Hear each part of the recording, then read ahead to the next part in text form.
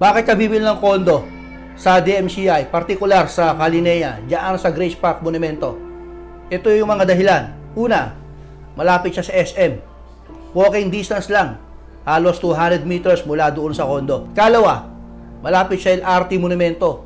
Pwede mong lakarin. Pangatlo, malapit siya sa MCU Hospital at sa iba't ibang mga establishmento gaya ng eskwelahan. Malapit din sa paggawaan ng motor at bentahan ng mga pyesa ng motor.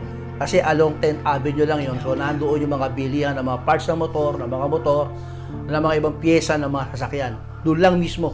Malapit siya sa EDSA Carousel, doon mismo sa monumento. Nandoon yung mga bus papuntang Baclaran. Isang reason pa kung bakit ka bibili ng kondo dito sa Kalinea, dito sa may Grace Park Monumento, malapit siya sa ginagawang airport dyan sa Bulacan. Pag natapos ang Bulacan Airport, mga kakondo, maaari yung mga nag-invest, yung mga magpaparental talaga ng kondo, ano yun, maganda para sa kanila kasi nga yung mga pupunta ng mga ibang lahi sa bansa natin ay maghahanap ng pwede marentahan niya na mas mura.